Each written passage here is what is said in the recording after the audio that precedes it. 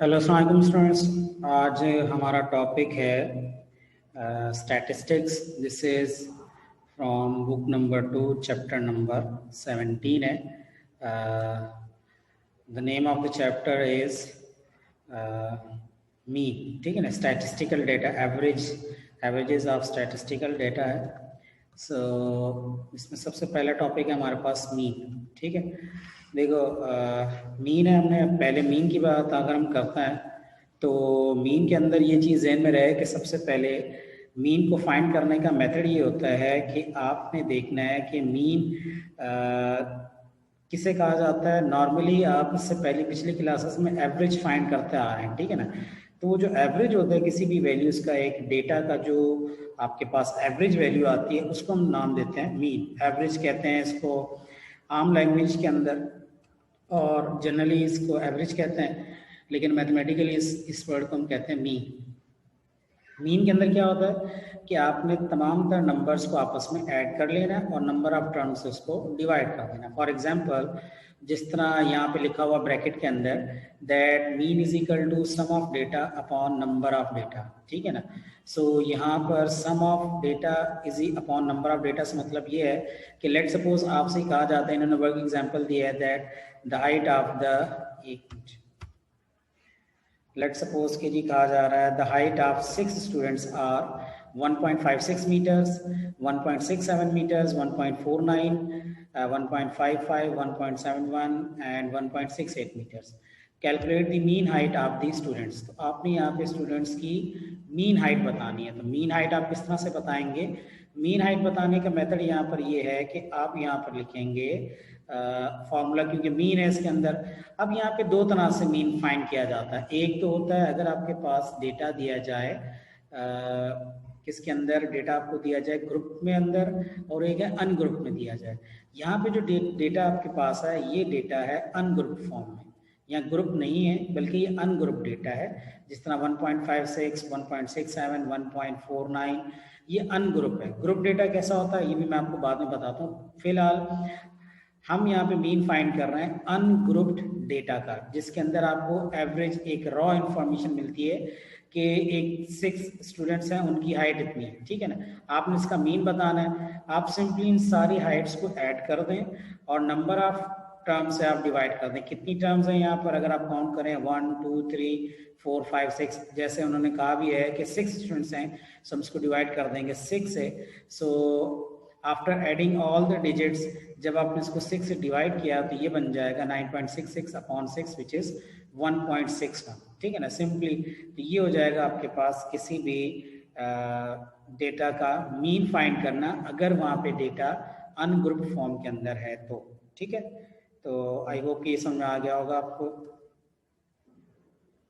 देखें उसके बाद है आगे, लेट सपोज मैं यहाँ पे आगे आपको बताता हूँ मीन के बाद। अब मैं आपको बता रहा हूँ, जिस तरह मैंने कहा था मीन है ग्रुप डेटा, और अब मैं आपको बता रहा हूँ अगर लेट्स ये अनग्रुप डेटा का था, सॉरी, अभी मैंने आपको बताना है ग्रुप डेटा का। सो ग्रुप डेटा का मीन कैसे होता है वो देख लें यहाँ पर। ये अब आपको यहाँ पे स्क्रीन पर नजर आ रहा होगा। मीन का फॉर्मूला है, ये मीन को रिप्रेजेंट किया जाता है इस तरह से, एक्स और एक्स के ऊपर एक लाइन लगा दी जाती है। दिस शोज यू मीन, ठीक है ना। मीन किसकी इक्वल है? Sum of F X upon sum of F. इसको हम पढ़ेंगे, समेशन का साइन है, सिग्मा इसे कहते हैं। This means that sigma F X upon sigma F, या summation of F X upon summation of F इसको कहेंगे।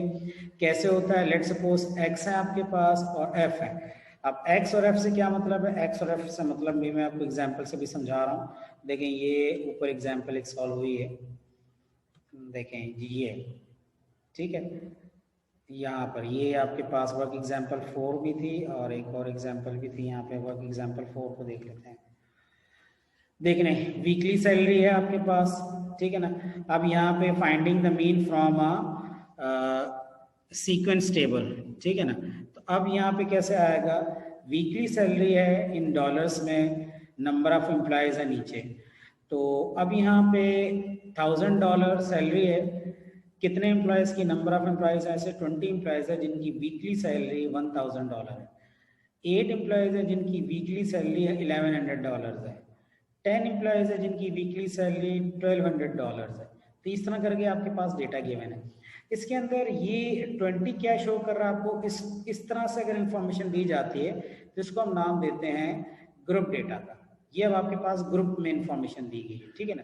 अब ग्रुप में इंफॉर्मेशन जब दी जाती है, इसका मतलब ये है कि ग्रुप के अंदर इंफॉर्मेशन दी जाने का मतलब ये होता है कि आपके पास ये सारी इंफॉर्मेशन, लेट सपोज 20 एम्प्लॉयज हैं, तो अगर आप इसको अनग्रुप में लिखोगे तो आप लिखोगे 1000 कॉमा 1000, ये उनकी सैलरीज होंगी कि पहले वाले एम्प्लॉय की सैलरी भी 1000 है, दूसरे एम्प्लॉय की सैलरी भी 1000 है, तीसरे एम्प्लॉय की भी सैलरी 1000 है। तो हम ये देखेंगे कि 1000 का फिगर कितने नंबर ऑफ एम्प्लॉयज के ऊपर आया। 1000 का फिगर 20 एम्प्लॉयज के ऊपर आया, तो इसलिए 1000 और नंबर ऑफ एम्प्लॉयज आ गया 20।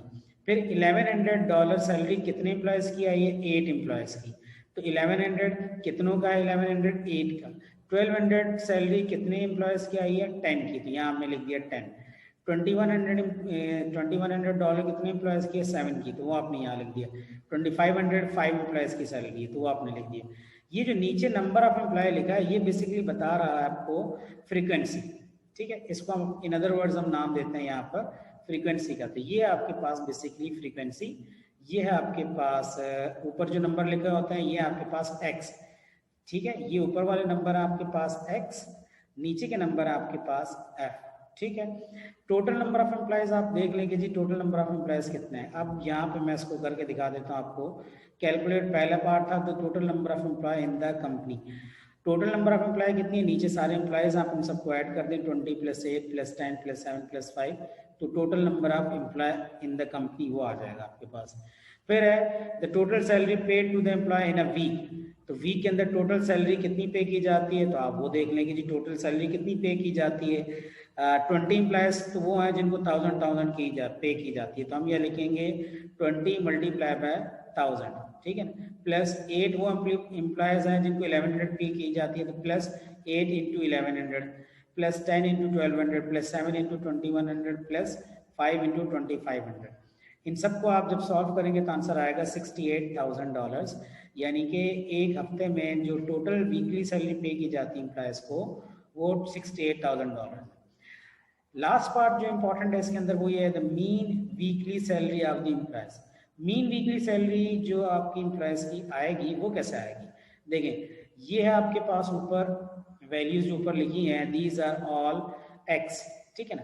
और नीचे जिस तरह मैंने आपको कहा कि वो फ्रीक्वेंसी है, फ्रीक्वेंसी को मैं एक दफा और एक्सप्लेन कर दूं।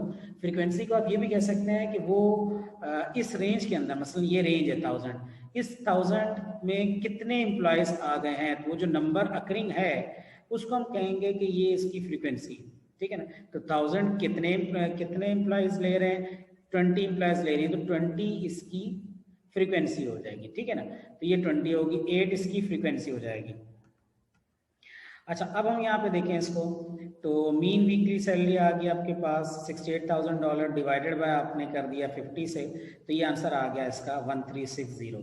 इसी क्वेश्चन को अगर हम एक और तरीके से करना चाहें तो वो भी कर सकते हैं, वो मैं आपको यहाँ पे नेक्स्ट क्लास में इंशाल्लाह वो बताऊंगा कि इसको मीन को ग्रुप डेटा के अंदर किस तरह से फाइंड किया जाता है। यहाँ पे इन्होंने बता दिया है कि मीन वीकली सैलरी इस तरह से आएगी, ठीक है। आई होप ये समझ में आ गया होगा क्वेश्चन।